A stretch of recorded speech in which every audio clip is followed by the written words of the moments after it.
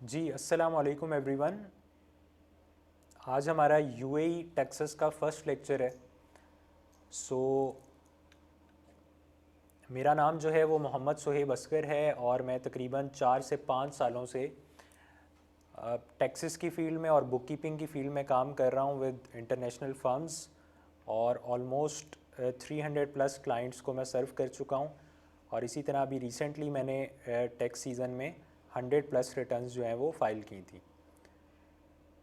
UAE taxes में दो चीज़ें सबसे मेन हैं जिनको हम through out the course discuss कर रहे होंगे, दैट इज़ कॉरपोरेट टैक्स और वैट। ठीक है, अब कॉरपोरेट टैक्स जो है वो यूएई की मार्केट में एक नई चीज़ है।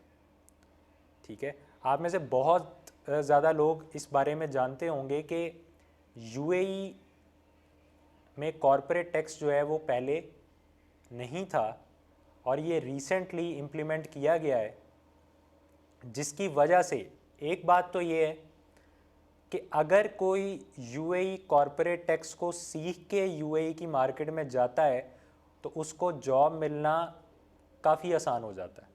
वैसे यूएई की मार्केट में जॉब लेना इतना आसान नहीं है, इस वक्त मार्केट काफ़ी सेचुरेटेड है।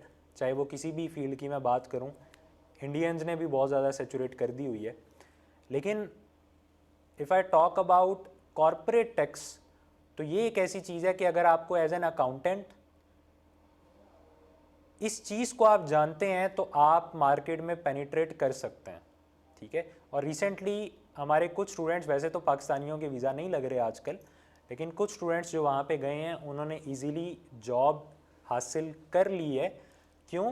क्योंकि उनके पास इस चीज़ का सर्टिफिकेट था कि दे नो यूएई टैक्सेशन और वो कॉरपोरेट टैक्स भी अच्छे से जानते हैं।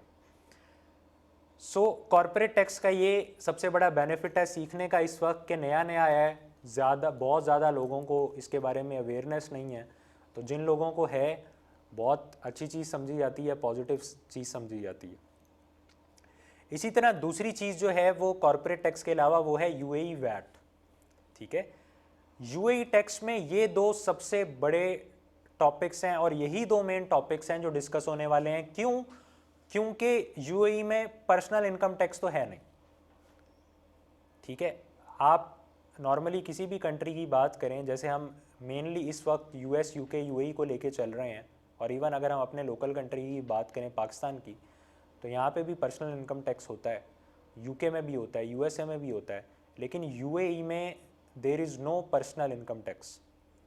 ठीक है, तो पर्सनल इनकम टैक्स जो एक बहुत बड़ा, एक मेजर चंक होता है किसी भी टैक्सेशन में, वो यूएई में नहीं है। तो यूएई में सिर्फ दो चीज़ें हैं, एक है corporate tax and the second one is VAT. हम स्टार्ट करेंगे कॉरपोरेट टैक्स से। अगेन उसकी रीज़न ये है कि कॉरपोरेट टैक्स की डिमांड ज़्यादा है। ठीक है, कॉरपोरेट टैक्स जो है वो जिसको आता है वो वहाँ पे मार्केट में इजीली जॉब ले सकता है। तो मैं स्टार्ट भी यहीं से करूँगा ताकि आप लोगों का इंटरेस्ट बना रहे। थोड़ी नई चीज़ है, अच्छा थोड़ा सा बोरिंग है, ये मैं पहले ही बता देता हूँ कि यूएई टैक्स थोड़ा सा बोरिंग है as compare to UK, USA, और इसमें आप लोगों को थोड़ी सी थ्योरी पढ़नी पड़ती है, सीखनी पड़ती है। लेकिन मैं कोशिश करूँगा कि बड़े आसान लफ्ज़ों में और बड़ी आसान स्लाइड्स के थ्रू आप लोगों को इसकी चीज़ें समझाऊं, बेसिक से लेकर एडवांस लेवल तक। तो हम अपने इस कोर्स में फर्स्ट हाफ में यूएई कॉरपोरेट टैक्स को कवर कर रहे होंगे और सेकंड हाफ में हम यूएई वैट को कवर कर रहे होंगे। तो स्टार्ट करते हैं यूएई कॉरपोरेट टैक्स से।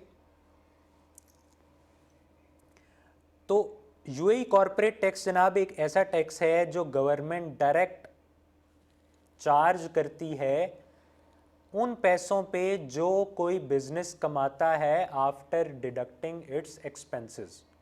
ठीक है, तो corporate tax is a tax that a government places directly on the money a business earns after expenses. You might also heard this called corporate income tax और business profits tax in other countries. कुछ countries में इसको corporate income tax भी कहा जाता है और कुछ कंट्रीज में इसको बिजनेस प्रॉफिट्स टैक्स के नाम से भी जाना जाता है। अब इंपॉर्टेंट बात यह है कि इन द यूएई, जो यूएई की मिनिस्ट्री ऑफ फाइनेंस है उसने 31 जनवरी 2022 को अनाउंस किया था कॉरपोरेट टैक्सेस के बारे में कि ये यूएई में इम्प्लीमेंट होने जा रहे हैं। तो जी वही बात, that a new federal corporate tax would be introduced, this tax will apply to financial years beginning on, बहुत इंपॉर्टेंट डेट ये, अच्छा ये डेट्स बहुत इंपॉर्टेंट है, किसी ने ये नहीं समझना कि ये कोई बुकिश नॉलेज है या थ्योरी वाली बातें हैं, ये डेट्स बहुत इंपॉर्टेंट है यूएई कॉर्पोरेट टैक्स के कॉन्टेक्स्ट में, और इसको भी हम आगे थोड़ा सा समझेंगे भी कि ये क्यों इंपॉर्टेंट है। अच्छा, इसमें एक चीज़ तो ये है कि मिनिस्ट्री ऑफ फाइनेंस ने ये कहा कि जो भी फाइनेंशियल ईयर जिस भी कंपनी का 1 जून 2023 या इसके बाद स्टार्ट होगा उस पर कॉर्पोरेट टैक्स चार्ज होगा। ठीक है, यानी कि अगर किसी कंपनी का फाइनेंशियल ईयर स्टार्ट ही 1 जून 2023 से हो रहा है तो वो स्टार्टिंग ईयर समझा जाएगा जहाँ से उसका कॉर्पोरेट टैक्स कैलकुलेट होना है। मीन्स के 1 जून 2023 से लेके 31 मई 2024 तक जो उसका ईयर एंड बनेगा उस पर कॉर्पोरेट टैक्स अप्लाई होगा। The UAE's approach to this tax will follow global best practices, making it simple for businesses to comply with the rules. अच्छा जी, इसके बाद अब हम थोड़ा सा इस डायग्राम को देख के समझेंगे कि ये जो डेट्स हैं ये क्यों इंपॉर्टेंट हैं और किस कंपनी पे कितना कॉर्पोरेट टैक्स किस तरह से अप्लाई होगा।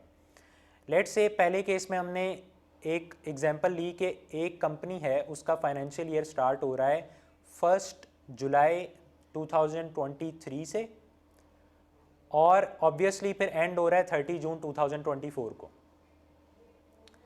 तो अब क्योंकि ये जो 1 जुलाई 2023 वाली जो डेट है ये इस 1 जून 2023 के बाद में आ रही है, तो हमने क्या पढ़ा था, हमने ऊपर पढ़ा था कि जिस कंपनी का फाइनेंशियल ईयर जून 1 2023 को या इसके बाद शुरू हो रहा होगा, तो ये 1 जुलाई 2023 इसके बाद ही आता है 1 जून 2023 के, तो उस पूरे साल पे कॉर्पोरेट टैक्स अप्लाई होगा, हमने ये पढ़ा।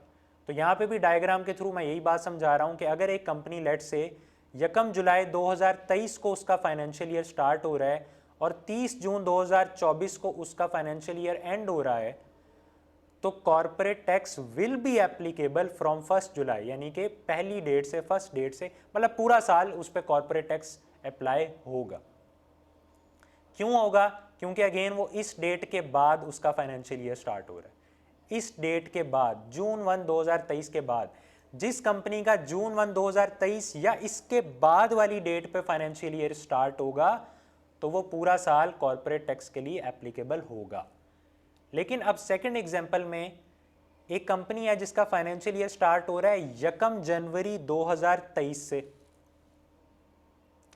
तो ये जो 1 जनवरी 2023 है ये डेट तो 1 जून 2023 से पहले की है, ये तो बाद की नहीं है या सेम भी नहीं है। तो इसके लिए क्या रूल होगा? अब एक बात तो ये है कि जो कंपनी जिसका ईयर 1 जनवरी 2023 से शुरू हो रहा है और 31 दिसंबर 2023 को ख़त्म हो रहा है, यानी कि नॉर्मल कैलेंडर ईयर वो फॉलो कर रही है जनवरी टू दिसंबर का, तो उस पे कॉर्पोरेट टैक्स फिर नेक्स्ट ईयर से अप्लाई होगा 1 जनवरी 2024 से। क्यों? क्योंकि उसका फाइनेंशियल ईयर पहले से स्टार्ट हुआ था, अब बीच में कॉर्पोरेट टैक्स की डेट आ गई तो वो कहेंगे अच्छा यार अपना ये वाला साल पहले मुकम्मल कर लो सुकून से, नेक्स्ट अब जो तुम्हारा साल शुरू होगा उसमें फिर वो कॉर्पोरेट टैक्स के लिए एप्लीकेबल समझा जाएगा। तो ये बात थोड़ी सी ट्रिकी है लेकिन आई होप मैं समझाने में कामयाब हूँगा। तो ये डेट्स बड़ी ज़रूरी हैं यूएई कॉर्पोरेट टैक्स को लेके कि कोई कंपनी 1 जून 2023 पर या अगर इसके बाद उसका फाइनेंशियल ईयर स्टार्ट हो रहा है तो उस साल के लिए उसका कॉर्पोरेट टैक्स अप्लाई होगा। लेकिन अगर किसी कंपनी का जून से पहले पहले, चाहे वो जनवरी है, फरवरी है, मार्च है, अप्रैल है, किसी महीने में भी उसका ईयर स्टार्ट हो रहा है, तो पहले उसका वो साल हम ख़त्म होने देंगे और फिर नेक्स्ट ईयर से उसका कॉरपोरेट टैक्स हम कहेंगे कि उसके प्रॉफिट्स पे एप्लीकेबल है। तो ये डेट वाली चीज़ आई होप आप लोगों को समझ आ गई होगी। Now the second important thing is about federal tax regime. अच्छा, फेडरल टैक्स रिजीम बेसिकली ये है कि जो कॉरपोरेट टैक्स है यूएई में वो फेडरल लेवल पे एप्लीकेबल है, एमिरेट लेवल पे एप्लीकेबल नहीं है। मींस कि ऐसा नहीं है कि यूएई में दुबई का कोई अलग से कॉरपोरेट टैक्स होगा, शारजा का अलग से होगा, अबू धाबी का अलग से होगा, रईसुल खैमा का अलग से होगा। सारी एमिरेट्स इक्वली एप्लीकेबल हैं, फेडरल लेवल पे एप्लीकेबल हो रहा है यूएई। तो इसमें आप लोगों को एमिरेट्स लेवल पे कोई डिफरेंस देखने को नहीं मिलेगा। इसकी मिसाल मैं थोड़ा सा रिलेट करता हूँ। अगर कोई यूएस टैक्स पढ़ता है, यूएस टैक्स सीखता है, तो वो ये देखेगा कि यूएस टैक्स में देयर आर ऑलमोस्ट 50 स्टेट्स, और अगर मैं स्टेट लेवल पे टैक्सेस की बात करूं तो हर स्टेट पे टैक्सेस डिफरेंट हैं, और कुछ ऐसी भी स्टेट्स हैं, तकरीबन 7 से 8 ऐसी स्टेट्स हैं जिनमें टैक्स अप्लाई नहीं होता। तो यूएस में जैसे हर स्टेट का डिफरेंट टैक्स है, टैक्स रेट डिफरेंट है, तो यहाँ पे अगर मैं कॉरपोरेट टैक्स यूएई की बात करूँ तो ये सारे एमिरेट्स के लिए एक जैसा है। फेडरल लेवल पे एप्लीकेबल होना कहते ही इसे हैं कि पूरे कंट्री में एक जैसा, ठीक है। तो इसमें आप लोगों ने कंफ्यूज नहीं होना कि कॉरपोरेट टैक्स के रूल्स दुबई में डिफरेंट होंगे, शारजा में डिफरेंट होंगे, अबू धाबी में डिफरेंट होंगे, नहीं, पूरे यूएई के लिए एक जैसा है। तो ये एक फेडरल टैक्स रिजीम है, ठीक है, जिसको मिनिस्ट्री ऑफ फाइनेंस डील करती है, federal tax authority FTA deal करती है, और this is applicable in all Emirates. ठीक हो गया जी। अच्छा जी, उसके बाद ये एक इम्पॉर्टेंट डायग्राम के थ्रू मैं एक बात आप लोगों को समझाने की कोशिश करता हूँ यहाँ पे।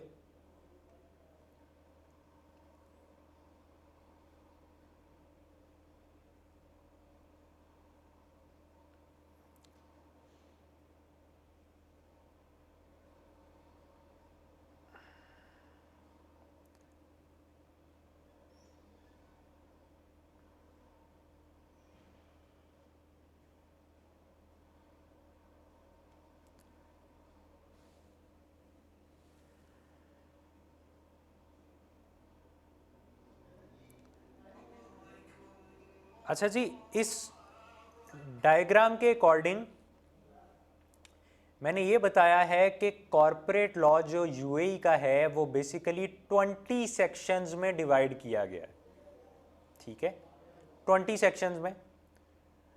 अब जो इसके पहले 4 सेक्शंस हैं उसको मैंने रखा डेफिनेशंस और टैक्स बेसिस के अंडर, कि पहले 4 सेक्शंस आप लेट से वो आ जाते हैं बेसिक डेफिनेशंस और टैक्स बेसिस के ऊपर, जिसमें हम बेसिक कुछ डेफिनेशंस पढ़ेंगे, इसका इम्पोजिशन और रेट को देखेंगे, रेट क्या होता है, एग्जेम्प्ट पर्सनस के बारे में पढ़ेंगे। एग्जेम्प्ट पर्सन मीन्स कि कौन से पर्सन ऐसे हैं जिन पे ये एप्लीकेबल होगा ही नहीं, ठीक है। उसके बाद टैक्सेबल पर्सन किन पे होगा ये देखेंगे। फिर एक सेक्शन आ जाता है आपका नेक्स्ट, फ्री जोन और टैक्सेबल इनकम का, ठीक है।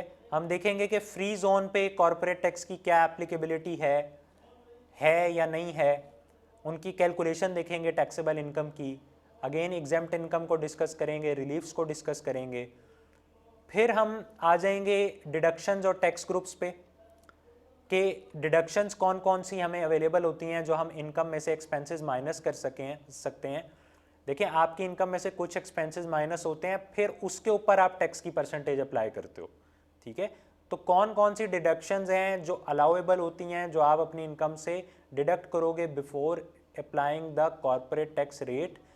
इन सेक्शन में हम ये डिस्कस करेंगे, कुछ रिलेटेड पार्टीज़ के बारे में डिस्कस करेंगे, ग्रुप्स के बारे में डिस्कस करेंगे, और फिर इसका जो आ जाता है वो टैक्स कैलकुलेशन के बारे में आ जाता है। मतलब कि फाइनल जो आपका कॉरपोरेट टैक्स है वो कैलकुलेट कैसे होता है, लाइबिलिटी कैसे निकालते हैं हम, कि कितनी लाइबिलिटी बनी, पेमेंट आपने पे करना है या आपको रिफंड मिलना है, ठीक है। और कॉर्पोरेट टैक्स की रजिस्ट्रेशन और डी रजिस्ट्रेशन, कैसे आपने रजिस्टर होना है कॉर्पोरेट टैक्स के लिए, या कैसे आप डी रजिस्टर हो सकते हैं या क्यों डी रजिस्टर हो सकते हैं।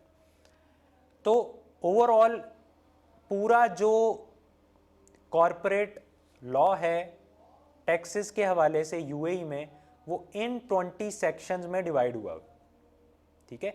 फिर इन 20 सेक्शंस के आगे सब सेक्शंस हैं, आर्टिकल्स हैं, रूल्स हैं, ऑब्वियसली, जो मैं आप लोगों को सोर्सेज भी बताऊंगा कि डायरेक्ट एफटीए के पोर्टल से कैसे स्टडी करने होते हैं, कहीं पे कोई भी चीज़ देखनी हो।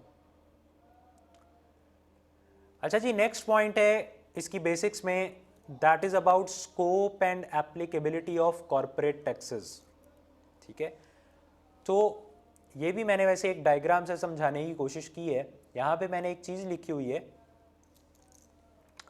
कि all businesses and commercial activities in the UAE will be subject to the new corporate tax, कि यूएई में जितने भी नए बिजनेसेस हैं उन पे ये कॉर्पोरेट टैक्स अप्लाई होगा, सिवाय the only exception is the extraction of natural resources which will continue to be taxed at the emirate level. इसका मतलब है वो बिजनेसेस जो इन्वॉल्व हैं किस में, नेचुरल रिसोर्सेज की एक्सप्लोरेशन में, ऑयल गैस से रिलेटेड जो बिजनेसेस होते हैं ना, तो ऐसे बिजनेसेस पे कॉर्पोरेट टैक्स नहीं लगता। ऐसे बिजनेस एमिरेट लेवल पे टैक्स किए जाते हैं। मींस कि अगर वो शारजा पे होगा तो शारजा की अथॉरिटी डिसाइड करेगी कि उसको किस तरह से टैक्स करना, दुबई में होगा तो दुबई, तो एमिरेट टू एमिरेट डिपेंड कर रहा होगा। तो नेचुरल रिसोर्सेज की एक्सट्रैक्शन से रिलेटेड जो बिजनेस होते हैं, ऑयल निकालना, तेल निकालना, गैस वगैरह, इस तरह की चीज़ें, उनके अलावा जितने भी बिजनेसेस हैं सब पे यूएई का कॉर्पोरेट टैक्स अप्लाई होता है और फेडरल लेवल पे होता है। अच्छा, अब इसमें दो चीज़ें आ जाती हैं कि आर यू अ बिजनेस और इंडिविजुअल। अगर तो आप प्रॉपर एक कंपनी हो, बिजनेस कर रहे हो, तो आप पे कॉर्पोरेट टैक्स बिल्कुल अप्लाई होगा अगर आप एग्जेम्प्ट कैटेगरी में फॉल नहीं कर रहे। मतलब अगर आपका बिजनेस कोई इस तरह का है कि वो है ही एग्जेम्प्ट कॉर्पोरेट टैक्स से। अच्छा, कौन से एग्जेम्प्ट होते हैं ये हम आगे जाके देखेंगे, ठीक है। अभी मैं सिर्फ ये बता रहा हूं कि एग्जेम्प्ट वालों पे जाहिर है कॉर्पोरेट टैक्स एप्लीकेबल नहीं होगा, लेकिन अगर आपका बिजनेस एग्जेम्प्ट नहीं है, नो, तो फिर आपके लिए सीटी एप्लीकेबल होगा। इसी तरह अगर आप इंडिविजुअल हो लेकिन आप कोई बिजनेस कर रहे हो, कोई बिजनेस एक्टिविटी कर रहे हो, रजिस्टर्ड कंपनी नहीं हो लेकिन बिजनेस कर रहे हो, इसकी मिसाल देता हूँ, जैसे इन्फ्लुएंसर होते हैं। अब इन्फ्लुएंसर में भी कोई कंपनी बना के नहीं बैठता, लेकिन वो बिजनेस कर रहा है, वो यूट्यूबर है एक, वो स्पॉन्सर्ड एड्स के पैसे ले रहा है, ठीक है, वो कंपनी से पैसा ले रहा है, उनकी एडवर्टाइजमेंट कर रहा है, कंपनी उसने नहीं खोली हुई, लेकिन इन्फ्लुएंसर है, पैसा ले रहा है इन एक्टिविटीज़ के थ्रू, तो वो ये कमर्शियल एक्टिविटी ही समझी जाएगी, समझी जानी चाहिए ना। अगर आपने एक यूट्यूब चैनल खोला हुआ है, आपके सब्सक्राइबर्स हैं लाखों में, और आप किसी कंपनी से पैसे लेके उसके बारे में बात कर रहे हो अपने यूट्यूब पे, तो आप एक कमर्शियल एक्टिविटी कर रहे हो, चाहे आपने कोई कंपनी खोली हुई है या नहीं खोली हुई। तो एज एन इंडिविजुअल भी अगर आप कोई बिजनेस एक्टिविटी करेंगे, अगर आप करेंगे तो कॉर्पोरेट टैक्स उस पर एप्लीकेबल होगा। अगर कोई ऐसी बिजनेस एक्टिविटी आप नहीं करते तो फिर, मतलब सिंपल आप जॉब कर रहे हो, नौकरी कर रहे हो, तो सैलरी पे कोई कॉर्पोरेट टैक्स ऑब्वियसली अप्लाई नहीं होगा, और पर्सनल इनकम पे वहाँ वैसे भी टैक्सेस नहीं होते यूएई में। अब हम आ जाते हैं जी, यहाँ से आप लोगों को अब समझ आना शुरू हो जाएगी यूएई कॉर्पोरेट टैक्स की, क्योंकि यहाँ से मैंने बहुत आसान लफ्ज़ों में सारी चीज़ें बताई हुई हैं। मेन चीज़ आ गई जी, यूएई कॉर्पोरेट टैक्स का रेट क्या है, ठीक है। तो यूएई टैक्स का रेट जो है वो दो तरह से हम देखते हैं। सबसे पहले तो ऐसी कंपनीज जिनका प्रॉफिट, और ये जब मैं प्रॉफिट की बात कर रहा हूं तो ये सालाना प्रॉफिट है, क्योंकि कॉर्पोरेट टैक्स भी सालाना अप्लाई होता है, हर महीने बाद नहीं हम अप्लाई कर रहे हो। पूरे साल में कंपनी ने कितना प्रॉफिट किया जो प्रॉफिट किया उस पर हम कॉर्पोरेट टैक्स अप्लाई करेंगे। तो अगर किसी कंपनी ने पूरे साल में 3,75,000 दिरहम से कम प्रॉफिट किया तो फिर उस पे कोई कॉर्पोरेट टैक्स अप्लाई नहीं होगा, 0% रेट है, ठीक है। तो this is design to support small businesses. तो ये इसलिए है कि जो बेचारे स्मॉल बिजनेसेस हैं, जिनकी इनकम कोई ज़्यादा नहीं होती, जिनके प्रॉफिट थोड़े होते हैं, तो उनको एक सपोर्ट है कि भाई आप पे कोई कॉर्पोरेट टैक्स अप्लाई नहीं होगा, ठीक है।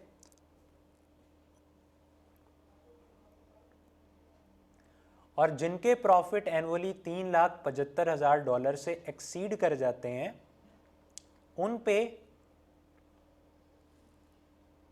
9% कॉर्पोरेट टैक्स अप्लाई होगा। लेकिन अच्छा, ये 9% भी कैसे होता है, मज़े की बात कि जैसे अगर किसी कंपनी का प्रॉफिट है लेट से 4 लाख दिरहम, तो 9% जो है वो सिर्फ 25,000 के ऊपर लगेगा। शुरू का 3,75,000 छूटी है उसके लिए भी, ठीक है। तो ये यूएई को ना अक्सर बहुत ज़्यादा टैक्स फ्रेंडली कंट्री समझा जाता है ग्लोबल लेवल पे। यूएसए और पूरे यूरोप से लोग यूएई में कंपनी खोल के बिजनेस करते हैं सिर्फ इस वजह से कि बहुत ही ज़्यादा टैक्स फ्रेंडली कंट्री, ठीक है। अच्छा, दूसरी चीज़ों में महंगा भी बहुत है, कसर इनकी गवर्नमेंट फिर भी निकाल लेती है, ये बंदे को समझ आती है जब वहाँ जाके रहता है और सारा कुछ करता है। लेकिन हाँ, अगर आपने सिर्फ बिजनेस करना है, वहाँ पे कंपनी खोलनी है, तो उसके लिए बहुत ही फ्रेंडली कंट्री, ठीक है। तो यहाँ पे एक चीज़ इस्तेमाल हुई है, a standard tax rate of 9% will be applied to any profits that exceed $3,75,000। ये वर्ड इंपॉर्टेंट है, दैट एक्सीड, यानी कि 3,75,000 से ऊपर वाले प्रॉफिट पे 9% लगेगा, ठीक है। अच्छा, अब हम नीचे चलते हैं, इसको मैं एग्जांपल से भी समझाऊंगा, लेकिन अब फिलहाल थोड़ी सी टेक्निकल चीज़ आ गई। अब यहाँ पे ये जो चीज़ मैंने आप लोगों को बताई है, ये 3,75,000 वाला और 9% वाला ये सारा मॉडल, ये था उन कंट्रीज़ के लिए जो उन कंपनीज़ के लिए जो मेन लैंड पे हैं। अब सर ये मेन लैंड क्या होता है? तो दुबई में कुछ कंपनीज हैं जो फ्री जोन्स में हैं, और जो फ्री जोन से बाहर हैं उनको मेन लैंड कहा जाता है। अब ये फ्री जोन क्या होता है, ये हम आगे जाके बड़ी डिटेल में डिस्कस करने वाले हैं, लेकिन अभी के लिए आप लोग बस ये याद रखें कि मेन लैंड और फ्री जोन में डिफरेंस है। मेन लैंड एक आम कंपनी है जो नॉर्मल एक जगह पे लोकेट कर रही है, लेकिन फ्री जोन कंपनी कुछ स्पेशलाइज्ड लोकेशंस बनी हुई हैं यूएई में। अगर उस जगह पे आपकी कंपनी खुलेगी तो उसे फ्री जोन कंपनी कहलाए। यूएई में डिफरेंट किस्म के different number of free zones हैं, कोई एक फ्री जोन नहीं है, ठीक है। दुबई में भी हैं फ्री जोन्स, शारजा में भी हैं, हर एमिरेट में, ठीक है। और इसके बारे में हम आगे लेक्चर्स में डिटेल से डिस्कस करेंगे कि कौन से एमिरेट में कौन कौन से फ्री जोन्स हैं, ठीक है। अब फ्री जोन जो ऊपर मैंने रूल बताया था कॉर्पोरेट टैक्स का, वो मेनलैंड कंपनी के लिए था। अब जो मैं रूल बताने लगा हूं वो फ्री जोन कंपनी के लिए, ठीक है। सो फ्री जोन के लिए क्या होता है कि अगर तो फ्री जोन की इनकम क्वालिफाइंग इनकम है, ठीक है।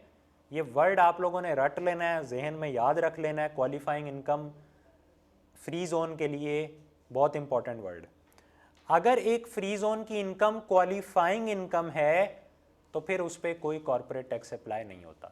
क्वालिफाइंग इनकम वैसे तो हमने डिटेल से पढ़ना है इसको, लेकिन अभी थोड़ा सा आइडिया दे देता हूं कि अगर एक फ्री जोन अपने ही लोकेलिटी में रहते हुए बिजनेस करता है, मतलब फ्री जोन के अंदर अंदर, या फिर वो बिजनेस करता है free zone to free zone, मतलब एक फ्री जोन से दूसरे फ्री जोन के साथ, लेकिन वो बिजनेस मेनलैंड के साथ नहीं करता, तो फिर यूजुअली उसकी इनकम क्वालिफाइंग समझी जाती है। ये मैं एक बड़ी बुनियादी सी शर्त बता रहा हूँ, क्वालिफाइंग इनकम को हम आगे डिटेल से भी डिस्कस करेंगे, लेकिन अभी के लिए आप लोग ये ना परेशान हो कि ये पता नहीं क्या क्या लफ्ज़ हम सुन रहे हैं। तो क्वालिफाइंग इनकम फ्री जोन की अगर है तो फिर उस पर कोई कॉर्पोरेट टैक्स अप्लाई नहीं होगा। लेकिन अगर एक फ्री जोन है, उसकी इनकम क्वालिफाइंग नहीं है, वो पूरे यूएई में खुल के बिजनेस कर रहा, ठीक है, तो फिर उस पर 9% same corporate tax rate apply होगा। ठीक है, शर्त वही है, 3 लाख वाली शर्त एज इट इज। अच्छा, अब हम चलते हैं एग्जाम्पल पे। तो imagine a business has a taxable income of 5,50,000 दिरहम। तो अगेन इसमें मैंने नीचे पार्ट्स में एक्सप्लेन किया हुआ कि इसका पार्ट 1 तो जो है वो 3,75,000 का है, जिसपे कोई टैक्स अप्लाई नहीं होना, 0%। और पार्ट 2 पे 9% होना है। पार्ट 2 कैसे निकलेगा, हम 5,50,000 में से माइनस करेंगे 3,75,000 को, तो जो ऊपर की अमाउंट है दैट विल बी 1,75,000 दिरहम। और उस 1,75,000 पे हम 9% टैक्स रेट अप्लाई करेंगे। और जब हम 1,75,000 को मल्टीप्लाई करेंगे 9% से, तो दैट विल बी 15,750 दिरहम। इसका मतलब कि इस बिजनेस ने जो कॉर्पोरेट टैक्स पे करना है वो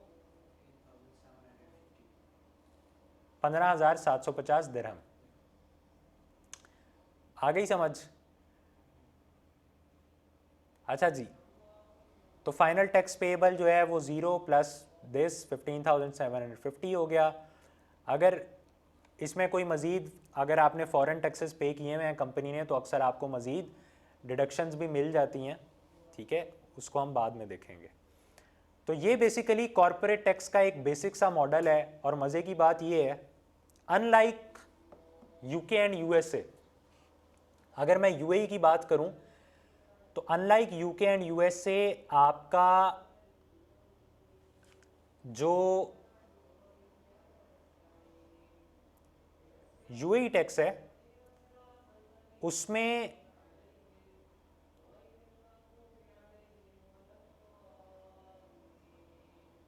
जो मेन कैलकुलेशन आप कर रहे होते हैं वो एक्सेल के ऊपर कर रहे होते हैं। बड़ा सिंपल होता है। जैसे अभी मैंने बताया कि एक कंपनी है, उसकी 5,50,000 दिरहम प्रॉफिट है, तो उस पर रेट आप लोगों के सामने अप्लाई करके दिखाया है। इसी तरह ऑब्वियसली ये बड़ा बेसिक लेवल पे है। हम हमेशा जब कंपनी की इनकम लेते हैं तो हम कॉर्पोरेट टैक्स रूल्स में ये पढ़ेंगे कि कंपनी की इनकम में से क्या क्या डिडक्ट करना अलाउ होता है, क्या ऐड बैक करना होता है, क्या नहीं डिडक्ट कर सकते। उस सारे फॉर्मूले के थ्रू फाइनल एक प्रॉफिट निकलता है जिसपे हम रेट अप्लाई करते हैं। लेकिन बताने का मकसद यह है कि उन सब चीज़ों के लिए आपको किसी सॉफ्टवेयर की ज़रूरत नहीं है। ये काम आप सिंपल एक्सेल पे भी कर सकते हैं, प्लस माइनस ही करना है ना। ठीक है, और इसी तरह जो यूएई का पोर्टल है वो इमारा टैक्स पोर्टल कहलाता है। पहले एफटीए के नाम से ही था। यूएई की जो टैक्स अथॉरिटी है वो एफटीए कहलाती है, फेडरल टैक्स अथॉरिटी, और उन्होंने पहले पोर्टल भी एफटीए के नाम से बनाया हुआ था। ठीक है, लेकिन अब जो पोर्टल का नाम है वो उन्होंने चेंज करके इमारा टैक्स पोर्टल रख दी है। तो इमारा टैक्स पोर्टल पे जब हम जाके कॉर्पोरेट टैक्स फाइल करते हैं या वैट रिटर्न फाइल करते हैं तो बड़ा सिंपल सा इंटरफेस होता है, मैं आप लोगों को दिखाऊंगा। ठीक है, सिंपल जाके बताना होता है कि ये आपकी इनकम थी, ये एक्सपेंसेस थे, ये डिडक्शंस थे, वो खुद ब खुद वही वाली कैलकुलेशन निकाल के देता है जो सिंपल आप एक्सेल पे भी कर रहे होते हो। तो इसका मतलब कि यूएई टैक्सेस को डील करते हुए हमें ज़्यादा सॉफ्टवेयर्स के बारे में परेशानी नहीं लेनी। यूएई टैक्सेस इस मामले में यूके और यूएस से काफ़ी ज़्यादा सिंपल। ठीक है, क्योंकि यूके यूएसए में या बुक कीपिंग में हम सॉफ्टवेयर्स का बहुत ज़्यादा इस्तेमाल करते हैं, लेकिन यूएई में हमारा एक्सेल से भी काम बन जाता है। और यूजुअली कंपनीज में वहाँ पे अगर यूएई में ना बुक कीपिंग के लिए क्विक बुक्स नहीं यूज़ होता। यूएई में बुक कीपिंग के लिए सबसे पहले एक्सेल यूज़ होता है। लेकिन अगर कंपनी है, उसका बजट अच्छा है, वो कहता है कि हमारा अकाउंटेंट एक्सेल पे थोड़ा टाइम लगता है, हम कोई सॉफ्टवेयर ले लें, तो एक जोहो बुक्स है, ठीक है, एक टैली है, इस तरह के सॉफ्टवेयर्स हैं जो यूज़ होते हैं। वो क्विक बुक्स जितने एफिशिएंट नहीं है वो सॉफ्टवेयर्स। क्विक बुक्स बहुत एफिशिएंट है, लेकिन उनका फ़ायदा ये होता है कि वो सस्ते बहुत होते हैं। क्विक बुक्स थोड़ा सा एक्सपेंसिव पड़ता है। ठीक है, तो यूएई में ज़्यादातर लोग या तो एक्सेल यूज़ कर रहे होते हैं सिंपल, या फिर वो जोहो बुक्स, टैली, इस तरह के सॉफ्टवेयर यूज़ करते हैं बुक कीपिंग के लिए। बुक कीपिंग मीन्स के क्लाइंट की सेल्स और परचेज रिकॉर्ड करने के लिए, ताकि एंड ऑफ द पीरियड ये पता चल जाए कि इस कंपनी की सेल्स कितनी है, एक्सपेंसेस कितने थे, ठीक है, कॉस्ट ऑफ सेल्स क्या थी, ताकि उसके बिहाफ पे कोई चीज़ कैलकुलेशन की जा सके।